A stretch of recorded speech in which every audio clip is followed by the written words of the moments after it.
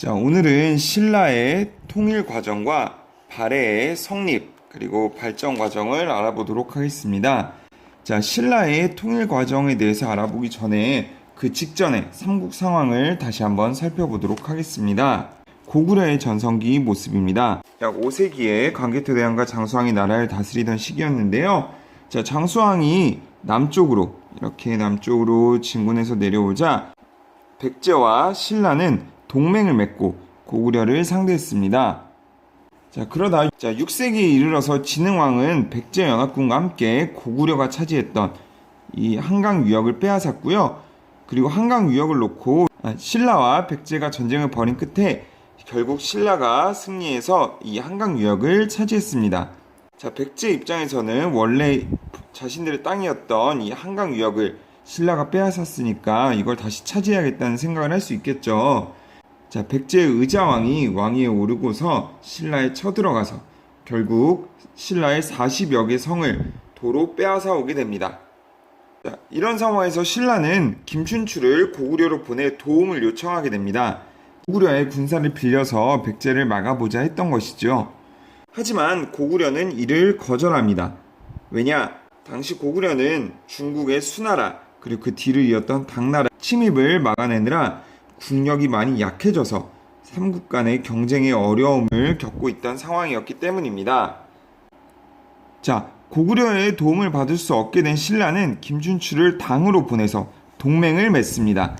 자, 동맹이란 둘 이상의 개인이나 단체 또는 국가가 서로의 이익이나 목적을 위하여 동일하게 행동하기로 맹세하여 맺는 약속, 한마디로 서로의 이익이나 목적을 위해 약속을 맺는 것인데, 신라는 당나라의 군대를 이용해서 백제를 물리치려고 했고, 당나라는 신라의 도움을 얻어서 고구려를 정복하고자 했습니다.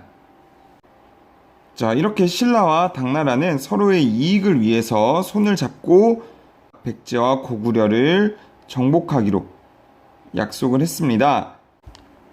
김춘추가 왕위에 오른 후 신라군과 당나라군은 백제를 멸망시킵니다. 백제를 멸망시키고요.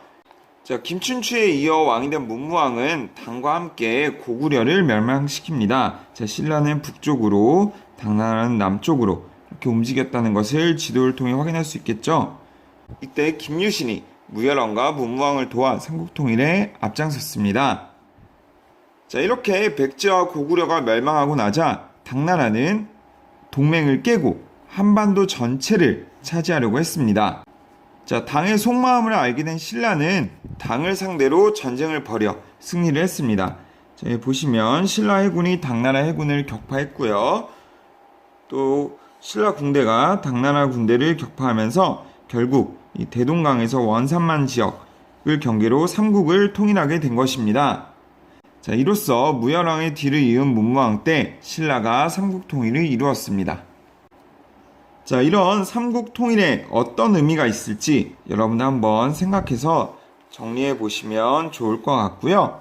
자, 이어서 발해에 대해서 한번 알아보도록 하겠습니다.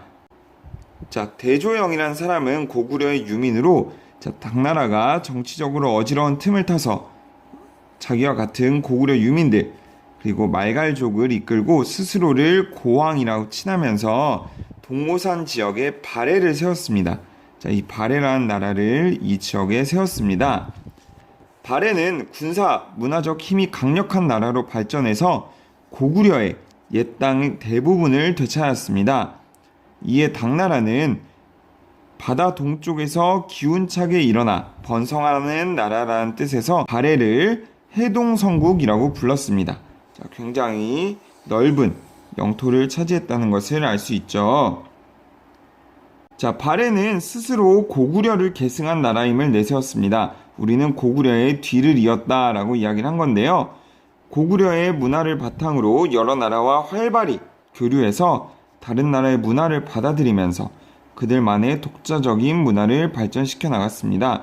자, 발해의 도읍지, 수도였던 상경과 그 주변 지역에서는 불교와 관련된 문화유산이 많이 발견되었다고 합니다. 그걸로 보아 우리는 발해에서 불교 문화가 발달했다는 것을 알 수 있습니다. 자, 이런 발해의 역사가 우리나라의 역사인 까닭 한번 같이 알아보겠습니다. 자, 먼저 고구려 문화와 발해 문화가 어떤 관계인지 알아보기 위해서 기와의 연꽃무늬, 그리고 치미. 자, 치미는 전통 건물의 지붕 끝머리에 얹는 장식을 얘기합니다. 이 기와의 연꽃무늬와 치미를 각각 고구려, 발해 비교해 볼 거고요. 두 번째는 여러 기록을 통해 발해가 고구려와 어떤 관련이 있는지 살펴볼 건데요. 자, 당의 역사를 담은 책에서 발해의 시조인 대조영이 고려 별종으로 기록되어 있다거나, 일본이 발해에 보낸 일본 사신을 견고려사라고 부른다거나, 발해의 왕이 일본에 국서를 전할 때 자신을 고려 국왕이라고 칭한 사실, 이런 것들을 통틀어 봤을 때 과연 발해가 고구려와 어떤 관련이 있는지 우리가 생각해 볼 수 있습니다. 자, 이 부분은 우리가 수업 시간에 같이 모두만들과 함께 살펴보도록 하겠습니다.